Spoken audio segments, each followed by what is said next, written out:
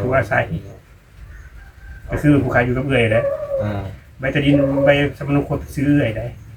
เจ้าก็เป็นผู้รองลงมาผู้อาศัยเป็นผู้อาศัยเป็นสมาชิกในครอบครัวว่าไงเป็นสมาชิกในครอบครัวตามที่ว่าหูมากว่าแต่ว่ามันถือหรือผิดอันให้บ่าวนุ่งไปสอบถามผู้บ้านอีกทีนึงเนาะถามพ่อบ้านทั้งพุ่นทั้งพี่พี่น้องถ้าเฮามันมีสองกันนี่ถ้าว่าอยากย้ายแบบสมนุครัวออกจากเอื้อยเพิ่นเลยนะครับก็ต้องแลกกับผู้ใดมีแลนทั้งคนที่ก่อนให้มีบ้านเล็กที่ข้างในแม่ดินก็ต้องมีใบตาดินขอบท้องบ่ขอบท้องก็ได้ขอบท้องก็ได้เนาะโดยให้มีใบตาดินข้างในแล้วก็ถ้าว่าสิเฮ็ดสมนุครัวไปซื้อโรงงานดินนั่นก็ต้องไปซื้อโรงงานคันอยากได้เป็นสมนุครัวของโรงงานก็ต้องดินตัวนั้นก็เป็นชื่อของเพิ่นเลยถ้าชัวเป็นซื้อบ่าวนุ่งมันบ่าวนุ่งก็ต้องมาย้ายออกจากเฮือนบ่าวนุ่งได้ถือ2เหลี่ยมบ่ได้ได้บ่าวนุ่งต้องมาจดชื่อขึ้นมันขึ้นสมนุครัวอยู่ในดินตอนนั้นแต่บ่ดินตอนนั้นก็คือเจ้าของเฮือนหลังนั้น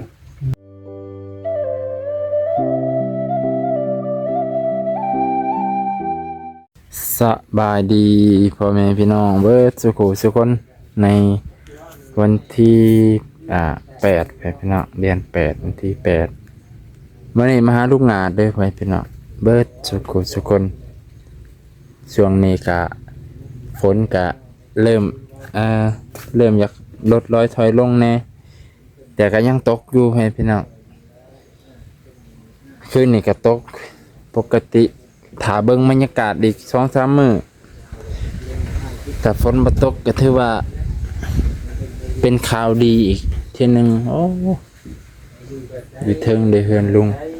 อ่านอยู่เทิงไปแล้วบรรยากาศทางเทิงเฮือนลุงอ่านนะ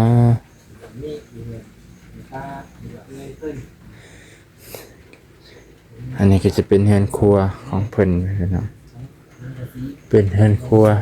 สมัยก่อนคือได้ยินเสียงไปเนาะโอ้สบายดีบ่าวน้องสบายดีสบายดีโอ้มา2หนุ่มเลยมื้อนี้เนาะมาเบิ่งที่อยู่ที่นอนลูกอ่านนี่แหละเพิ่นมาเยี่ยมยามเด้อบ่าวนุ่งเด้อสบายดีเบิดสุขคนสุทานฝนก็ตกนี่ได้เนาะน้องเอ้ยบรรยากาศเป็นตาหลับเป็นตานอนแต่เฮาบ่หลับบ่นอนเฮานี่คือว่าลุยฝนบ่ลุยแดดลุยฝนตั้งแต่เช้าจนฮอดแรงพู่นแหละฮอดแรงเพิ่นไปพี่น้องก็คือบ่อนอยู่บ่อนนอนเพิ่นก็สภาพที่อยู่ที่อาศัยก็มีบ่อนหัวบ่อนหยังแน่เนาะบ่หนงเนาะแม่นก็คือเฮาบ่ได้แบบไปหาถ่ายเอาเถียงให้เถียงหน้าเด้พี่น้องเอ้ยเป็นเรื่องจริงเนาะแม่นสบายดีเบิดทุกคนFC ไปพี่น้องเอาขึ้นมาเห็นแน่ไปเทียบเสื้อกับตัวใหม่เนาะตัวนี้ใหญ่กว่าใหญ่กว่าลายเลยเนาะแม่นใหญ่กว่าลายสูงพอแม่นพี่น้องแต่ว่าตัวนั้นสิคักกว่าเนาะตัดหัดแล้วก็แม่นขึ้นยังก็สะดวกสบายขึ้นง่ายลงง่ายเลยเหมาะสำหรับลูกอ่านแม่นผมมีโรคประจำตัวเด้อเข้าใจเด้อบ่าวนุ่งเด้อก็คิดอยู่ได้คิดว่าถ้าเพิ่นไปอยู่แบบนั้นอยู่ผู้เดียวก็ขับกลางคืนมันสิปลอดภัยบ่อันนี้ก็อยู่ผู้เดียวเด้ออันนี้มันยังว่ามีเขตแบบมันมีแบบเอเรียของเจ้าคือมันมีเขตนะสวนหัวสวนเนาะแต่ตัวนั้นมันแบบกลางสิว่ากลางป่าก็สิว่ากลางป่าแบบคนหูจักเนาะขัวใส่กับจักบูจักไปได้ก็คอยสร้างเอาแหละสัมพันธไมตรีมันมาเฮาต้องสร้างเอาได้เฮาสิให้มันเกิดขึ้นเองนี่บ่ได้เลยพันธมิตรเกิดขึ้นได้จากการทักทายเนาะมิตรภาพว่าพันธมิตรมิตรภาพเกิดจากการทักทายผู้เพื่อนเขาต้องหาเลยบ่บางเทื่อก็คิดอาจจะแปลว่าถ้าไปอยู่คนเดียวความปลอดภัยของเจ้าอาจจะต่ำ ข่อยก็คิดอยู่ได้พออยู่ไปอยู่มาโดนไปอนาคตเฮาก็อายุน้อยถอยลงเนาะหรือบ่เทื่อก็เฮาอยู่ผู้เดียวเทื่อญาติมีผู้บ่หวังดีนะว่าพี่น้องบ่มาจี้มาปุ่นมานี่เห็นว่า YouTube มาซอยเรือคิดเขาคนที่เขาเห็นภายนอกเขาคิดว่าเฮามีเงินสมมุติว่าโอ้อันนี้เราถึกซอยเรือได้สิมีเงินเข้า คน ได้ พวกที่เขาหลิ่นแม่งแดงน่ะเขาบ่ได้คิดคือเฮาได้เขาคิดแต่ว่าเฮามีเงินนี่ตัวนี้แหละข่อยคิดย่านกับเจ้านอนกลางค่ำกลางคืนแต่ว่ามันก็มีเฮือนปิดอยู่แล้วก็บ่ได้ว่าห้องแห้งๆเขาก็ตื่นอยู่แล้วคันเจ้าเลี้ยงม้าแถวนั้นบ่อึดม้าคันเกลือมันดีๆมันก็นอนเฝ้าอยู่เลยเนาะ มันก็มาเลยแล้วมันนี่ ตอนนั้นจุกเฮ็ดเวียกหั่น 3-4 มื้อนี่มาคู่มื้อเฮาเกลือเฮาอันนี้มันลึงมันก็สิเป็นรปภให้เฮาโดยอัตโนมัติ ผมเรียกรปภไว้เลย อันนี้ครับมีข้อดีอย่างหนึง อันนี้มันเป็นความคิดนะว่าน้องๆเขาคิดกันไว้ซื้อแต่ว่าผู้ขาบ่ได้คิดแบบนั้นอยู่ไสก็เฮาสร้างมาความแพงมีความแพงเอาไปอยู่ได้ความอุ่นมันก็มาจากตัวเองนี่แหละศัตรูก็มาจากตัวเขาเองนี่แหละอยู่ไสก็มีศัตรูคือกันบ่ว่าสิอยู่เงิน7,000 8,000ก็ยังถือปุ่นถือจี้ก็มีก็แล้วแต่ว่าเฮาสร้างเอาอยากดีเฮาก็สร้างเอาเขาจะผ่อนเฮาก็สร้างเอาเขาจะมีผู้เบิ่งแย่งเขาจะมีหยังก็คือว่าเอานุ่งน่ะมาเฮาก็คือเขาเอาใหญ่มันมาเฮาให้เนาะก็แม่นอันนี้ก็เนี่ยจริง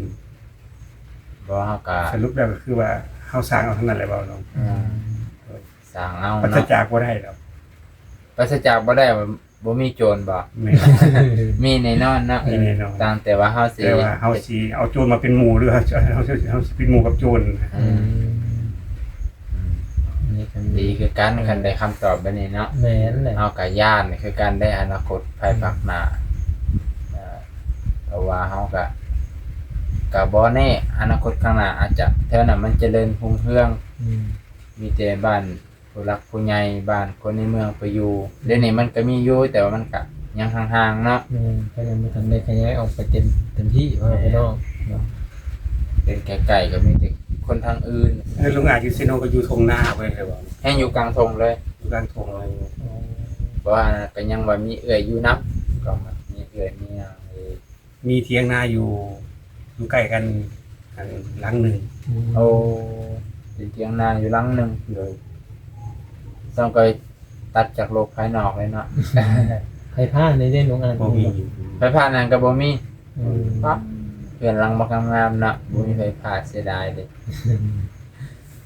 ใส่โซลาร์เซลล์ อันนี้ก็สิบ่มีคือกันได้ ได้อยู่ติเนาะ ได้อยู่ บางทีติดโซล่าร์ทั้งในทั้งนอกติดนอก2ตัวทั้งหลังทั้งหน้ากันเด้เพื่อความปลอดภัยอีกติดกล่องไว้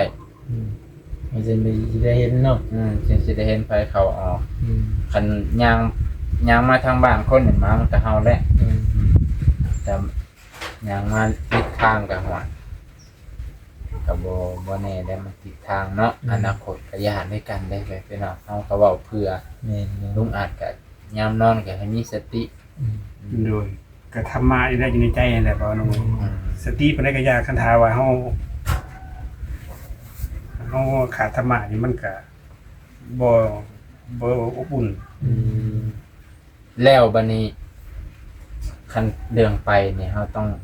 บอกพ่อบ้านในบ้านครับแน่ดิเนาะบอกบ่จะว่า บอกก็ได้ มาบอกก็ได้ บ บ่ อกก็ได้ ยันมีปัญหาในภายหลังเนี่ย บ่ เจ็บไข้ได้ป่วยเป็นเอ้าข่อยบ่ฮู้ได้ผู้ใดมาอยู่นี่ บ่ได้เขาก็เบิ่งแล้วมโนครัวครัวพี่ ยันว่าสมโนครัวกับตาดินมันบ่ตรงกันเนี่ยเอ้าดินก็เป็นชื่อคนนี้ในสมโนครัวก็เป็นชื่อคนนี้ แล้วมโนครัวใครนี่ที่เนี่ยมันง่ายนี่ก่อนสิง่ายสมโนครัวเนี่ยบ่น้องมันต้องเป็นแบบสิได้ตามที่ว่าผู้ค้ามันมา คันง่ายบ่ มันต้องมีบัตรเลขที่รองรับเด้อย่างโรงงานนี้ง่ายออกบ่ทันได้ไปลงกับไผเป็นลงอยู่ได้บ่ ต้องมีบ่อนนั่นก่อนเลขที่บ่อนนั่น โดย แสดงว่าตัวนั้นต้องขึ้นบ้านเลขที่ก่อนจ้องไปแจ้งพ่อบ้านทั้งพุ่น โดย ว่าหมองนี่ปลูกบ้านแล้ว และเป็นซื้อไผ่บัดนี้ดินตอนนั้น เออ เป็นซื้อบ่าวนุ่งมาครอบครัวผมไม่ลุงอาจได้กระทาเป็นซื้อลุงอาจหัวหน้าครอบครัวอยู่นั้น เอา เป็นซั่นได้อันนี้ผู้ค้าตามที่ว่าฮู้มาแต่ว่าที่แม่นบ่แม่นให้บ่าวนุ่งไปศึกษากับพ่อบ้านอีกเทื่อนึง อืม แต่ผู้ค้าคิดว่ามันน่าจะเป็นแบบนั้นอยู่แล้ว เป็นแบบว่าขึ้นกับเจ้าของดินนะฮะ แม่น คนนั้นเป็นเจ้าของครอบครัว แม่น นี่เดี๋ยวไปพี่น้องอันนี้คือแผนการเฮาวางไว้เตรียมไว้นะบัดไปมันก็เพื่อเฮาก็เขียนไว้เนาะ แต่มันก็บ่ง่ายดอกว่าน้องเอ้ยมันก็บ่ง่ายดอกเพื่อเพิ่นสิลงมาเฮ็ด อืมเพิ่นสิลงมาเฮ็ดเนาะ เพราะว่าดินตอนนั้นมันต้องขึ้นทะเบียนก่อนมาให้มีใบตาดินก่อนนะ อ๋อ มีบ้านเลขที่ก่อนนะต้องแล่นทั้งพุ่นก่อนจะมาแล่นทั้งพี่แต่มันก็แล่นบ่ยากดอกเพราะว่ามัน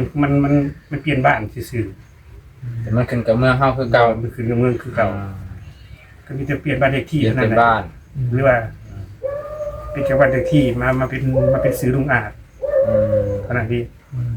บ้านเลขที่อะเนาะ โดยเป็นสำนวนคนเดียวลุงอาจกัน อืม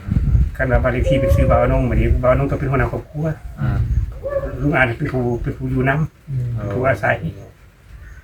ก็คือผู้ขายอยู่กับเอื้อยแหละ อืม ใบตะดินใบสำนวนคนซื้อเอื้อยได้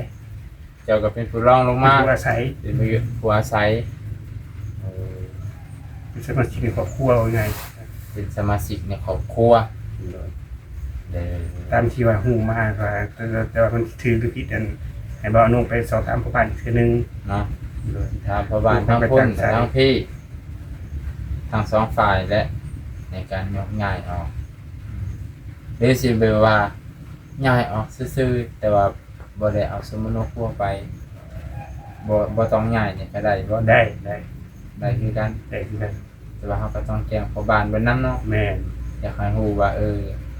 คนนี้ได้ไปอยู่หมองหันเด้อมันคือกับไปอยู่หน้าเนาะ โดย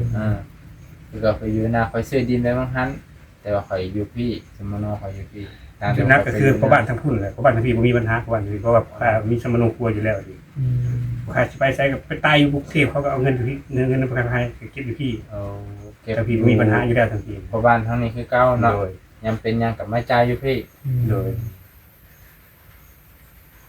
คันถามบ่ใหญ่ผู้ค้าเอาไปผู้ค้าก็คนในบ้านนี้นะเป็นยังมาเก็บประกันภัยอยู่บ้านนี้บ่ได้คิดอยู่พุ่นถ้าบ่ใหญ่มาจากนี้ไปขึ้นอยู่พุ่นเก็บอยู่พุ่นได้ไปผู้ค้าก็สิประกันภัยอยู่พุ่น เป็นจังซี่เนาะไปพี่น้องถ้าเฮา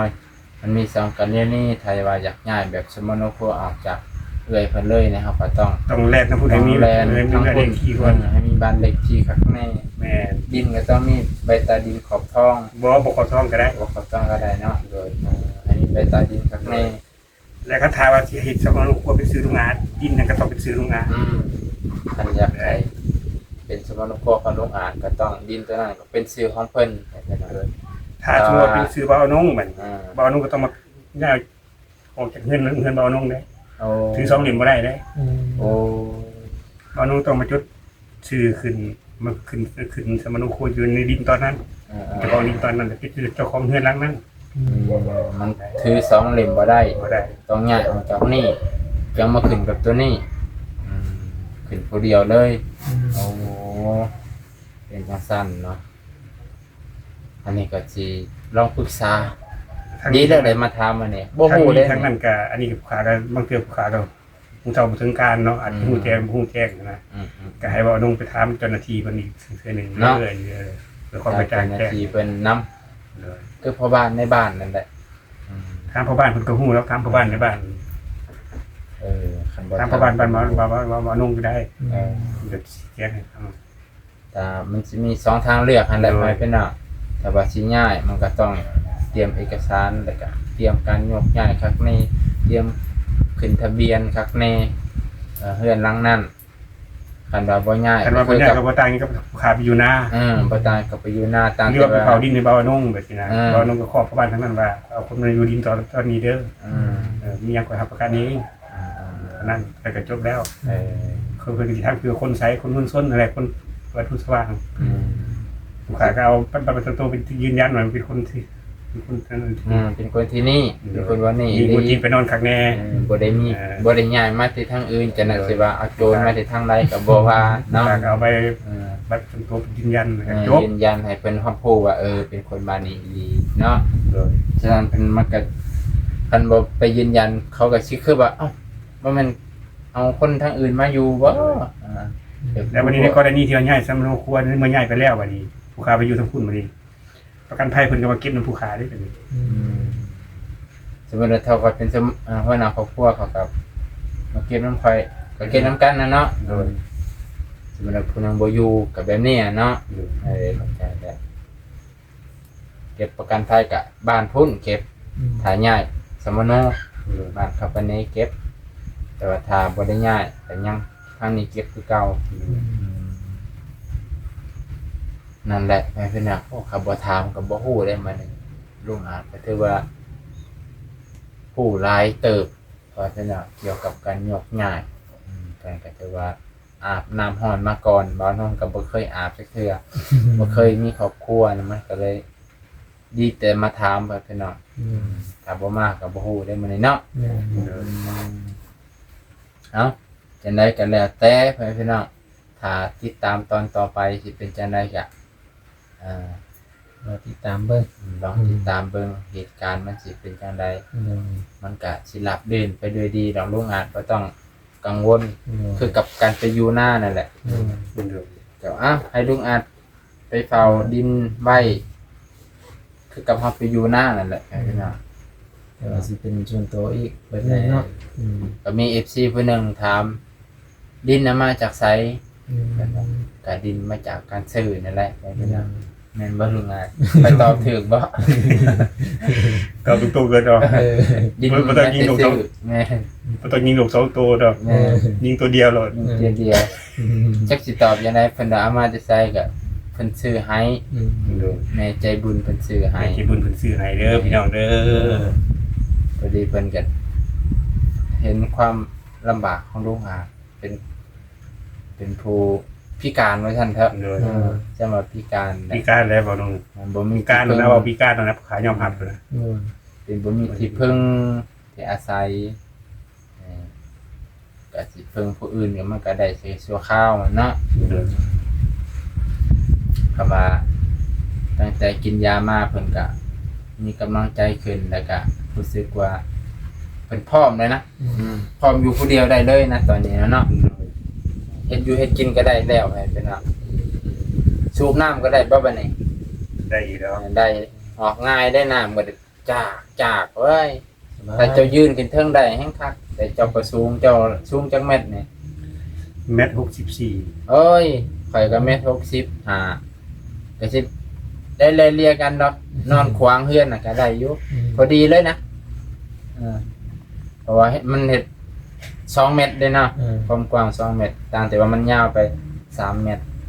พอดีเลยนอนหันหัวมาทางตะวันออกคาร่ำบ่หันมาทางตะวันออกคือเจ้าได้นี่จะได้สะดวกได้ครับเอาไปได้ก็ได้เนาะบ่ได้ถือเนาะเอาข่อยก็บ่ถือเด้แนวมันหนักจังได๋ก็ได้ให้มันสะดวกมันอยู่ที่ใจเฮาดอกเนาะขอให้อยู่ในศีลในธรรมก็พอแหละแต่ว่ามันเฮาก็ท่าแต่ฝนเช้าตกเจ้าก็ภาวนาบ่ให้ฝนตกที่จักมื้อจะภาวนาอยู่ได้บ่บ่ให้ตกจักหามื้อนี่ดินห้องน้ำดินมันแห้งนี่สิลุยห้องน้ำเลยไปพี่น้องลุยห้องน้ำก็ถือว่าสิ้นสุดท้ายงานสุดท้ายแล้วสะดวกเลยแล้วสะดวกเลยใส่แล้วห้องน้ำแบบสบายขึ้นหลายกว่าเก่าบ่แน่มึงจะไปอยู่ใหม่ๆข่อยก็สิไปอยู่เป็นหมู่อยู่ดอกคำมืดตื่นตาข่อยจังเมื่อก็เฮาก็อยู่ใกล้กันเนาะแม่นคำมืดตื่นตายันเงานะอยู่คนเดียวยันเงาเป็นลีนั่นอยู่ดอกลุงอาจคิดว่าลุงอาจบ่เงาเพราะว่าลุงอาจเสื้อนี่สีปากตัวเองแสดงว่าต้องมีผู้มาเล่นแน่นอนดีแล้วจ้ะก็สิได้ผู้ปากผู้เว้านะมีผู้ปากผู้เว้าจังบ่เงา นั่นแหละไปพี่น้องโอ้มันนี่ได้ทำหลายแนวไปพี่น้อง เลย ดีแต่มาแต่ก็ดีแต่ได้ถามเฮาก็ได้คำแนะนำจากพ่อแม่เพิ่นนั่นแหละเพิ่นแนะนำมาเฮาก็มาถามลงอ่านพอดีฮู้เฮาก็สิไปถามพ่อบ้านคือเก่าเลยเหมือนน่ะเพื่อความมั่นใจเนาะ โดย เพื่อความมั่นใจเพื่อความบ่ผิดพลาดในอนาคตหากเกิดลมหายใจจากมามันสิยากเจ้าของดินนี่เด้เนาะ โดย แต่ว่ามันก็ถ้าเฮาแจ้งแล้วก็บ่เป็นหยังดอกแบบนี้เนาะจังได๋เฮาบัดนี้สิอำลาพระจาก อำลาพระจากเด้ มามื้อนี้บ่ได้หยังติดไม้ติดมือลุงหลานกินข้าวแล้วบ่ กินแล้ว โอ้ บ่น้องกินแล้ว กินแล้วก็มาเลยมาหาเจ้าเลยมาหน้ามาในก็มาอีกอยู่ โดย บ่ได้เอา ใจเด้อทั้งสองหนุ่มเลยเด้อที่มาเรียนมาเยี่ยม มื้อหน้าสิเอาเบาหิบมาเด้อ โดย เอาเบาหิบมาผู้เฮ็ดเรือนให้เจ้าสร้าง สิได้เห็นจริง สิได้ระดับล้านแต่ว่าความสามารถก็บ่เก่งสำเจ้าดอกแต่ว่าก็พอเฮ็ดเพียงนั้นหน่อยค่อยหักได้อยู่ เก่งอยู่บ่าวนนก็เลยแนะนำในการเฮ็ดซ่องพอให้เพิ่นไปอยู่ไต้พอได้ถ่ายวิถีชีวิตคนไต้ เลย เขาเฮ็ดอิหยังในคนไต้ บ่น้องเห็นแล้วบ่เฮือนที่ผู้ค้าไปเฮ็ดอยู่เหนือ ยังได้ ไม่เห็น อืม นั่นแหละ แต่ว่าลุงอาจไปเบิ่ง ซ่อง ไปเบิ่งเฮือนตัวนี้เพิ่นอ้ายก็อย่าติกันเด้ออันฝีมือสมัครเล่นเด้ นี่เป็นของแท้เลย เดี๋ยว เนาะ มันของแท้แต่ว่ากับโอ้งามอีหลีเห็นเนาะ มีสองแบบ ว้า สุดยอ อั ด นเบิดนี่เท่าใดนี่งบ อยู่ประมาณ40ปลายล้านค่าสร้างผู้ค้าคิด16ล้าน งามไปเลยแพ้พี่น้องงามไปเลย จะมีอีกหลังหนึงปัดมา เจ้าเป็นผู้ออกแบบเลยบ่นี่ โดย โอ้ มีแบบหนึง ว้าตัวแบบนี้ก็งามเลยโอ้สร้างใหญ่ได้นี่ สวยงามเลยประมาณนี้ คักอันนี้ว้าอันนี้เท่าใดนี่งบ 18ล้านค่าสร้าง18ล้าน ค่าสร้าง18 แต่งบบ่ฮู้นำเพิ่น โอ้ ก็สิหลายอยู่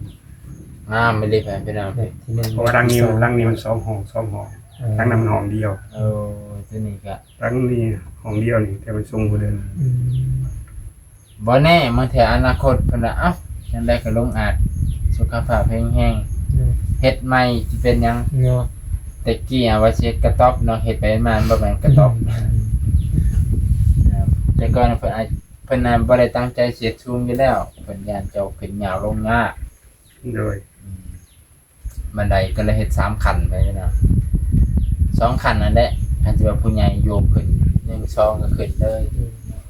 โอ้งามเลยไปน้องเอ้ยลุงอาเฮ็ด สวยงามเลย มีลูกมือหลายบ่นี่ 3คนเฮ็ดกัน3คนแต่ว่าสร้างนี้เพิ่นก็เป็นสร้างแล้วเพิ่นสร้างละเอียด แต่ว่าตัวใดเพิ่นแก้บ่ได้เพิ่นก็ถามลูกค้านะแต่สิว่าแล้วก็สร้างนำกันนั่นแหละ แรกมันมีแต่สร้างเฮ็ดกันกันมันสิว่องไวเนาะ ลูกค้าขึ้นสูงบ่ได้มีแต่เพิ่นขึ้นเพิ่นแจ้งอันแต่เพิ่นก็ถามว่าแก้แต่งอันที่ถามคนราคาไปสินะตั้งแต่คนราคาไปสิเพิ่นก็ถาม งามยามหัดชีมืออยู่ค่าสร้างก็บ่แพงเนาะ แค่ 16 18 16 18หลังห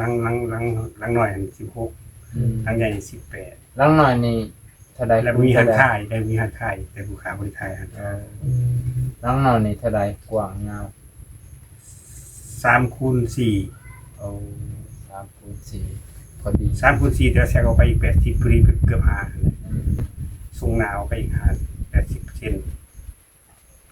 สูงทำบันไดนี่ ตอนนั้นยังบ่ได้แห้งปานนี้เนาะโลกนี่เนาะ โดย ย้อนว่าได้กินยานํ โดย แต่ว่าคันได้กินยาอีกวันนี้สมมุติเราได้กินยาประมาณ 4-5 เดือน 6 เดือน คิดว่าอาการของเจ้าสิบ่แห้งขึ้นแม่นบ่การสั่น โดย สิบรรเทาลง เพราะว่า แม่น ต บ่ อนนี้มันก็ มันก็อยู่โต คิดว่าตอนนี้สามารถเห็นงานได้บ่ ในความรู้สึกนี่คิดว่าได้ แต่ว่าภาคปฏิบัติตัวจริงเนี่ยยังบ่ฮู้นะสังขารเฮาแบกไว้บ่แต่ว่าความตั้งใจนี่ว่าได้ ในใจนี่ได้ 100% ได้ 100% ตามแต่ว่าขึ้นสูงยกหนักตัวนี้เนาะ แต่ว่าร่างกายมันสิหับมันสิห้องหับก่อนเรื่องความคิดความอ่านนี่ว่าได้ แต่ว่ามันก็สร้างมีหลายแบบเนาะเป็นผู้ซอยก็บ่จำเป็นขึ้นสูงก็ได้ยกย่อยืนให้เนาะ อันนี้คือผู้ขายอยู่ข้างล่างมันสิยกเงินอยู่แล้วที่เรียกเพิ่นขึ้นแล้วครับงานเพิ่นแก้บ่ตกเพิ่นครับก็เฮ็ดไปซักไปซันเด้อแล้วก็วางงานให้เพิ่นจะเป็นสร้างแต่เพิ่นสร้างปูนเพิ่นบ่ผ่านงานใหม่ผู้ขายผ่านงานใหม่สร้างนี้เพิ่นก็เป็นสร้างปูนระดับมืออาชีพแล้วแต่เพิ่นเก่งเรื่องปูนแต่ไม่เพิ่นบ่เคยเพิ่น ก็ถือว่ามานี่ก็สิจบเพียงเท่านี้ได้ไปพี่น้องมาโอลมถามข่าวการโยกย้ายสายซอย ว่ามันมีอุปสรรคจังไดมี บ่มีอุปสรรคหยังบ่น้อง มีอันใดที่เราต้องเตรียมไว้มันจะมีสองทางให้เลือกอันนั้นเนาะ คันว่าย้ายไปอยู่พุ่นก็บ่ย้ายบ่ได้ยากเฮ็ดไปคำห้องไปก็ไปย้ายแค่นั้นเอง ใบยกง่าย ไปย้ายเฮาบ่ได้ย้ายเมืองนี่เฮาย้ายแต่บ้านเฮาก็สิ้นแค่บ้านคันย้ายเมืองสิ้นฮอดเมืองก็ใส่แค่ที่จังหวัด ก็มันถึงกับเมืองส้นนี่แหละ นั่นแหละ ก็บ่ต้องย้ายบ่ได้ย้ายเมืองดอกแต่ว่าย้ายบ้านนี่ ในบ้านก็สิ้นฮอดแต่บ้าน เส้นแต่บ้าน บ้านตัวบ้าน ตัวสมโนครัวนี่แหละ ปัญหามัน บ่รู้ว่าต้องมาเฮ็ดอยู่ในเมืองมาเอาอยู่นี่อย่างอยู่ อยู่เมืองเฮานี่เนาะ โดย บ่ใช่ปัญหา บ่มีปัญหาดอกว่า แต่ปัญหาน่ะคือ มันบ่ย้าย คันว่าเฮ็ดสมโนครัวปึ๊บบ่าวน้องมันต้องออกสมโนครัวจากเพื่อนหลังเก่า แม่นแหละเพราะว่ามันเป็นดินบ่าวนงดิ แม่นมันสิยุ่งยากมองนี่แหละ จะต้องเป็นผู้อันนั้นสิเนาะการซะ แม่น แต่ใส่เนาะ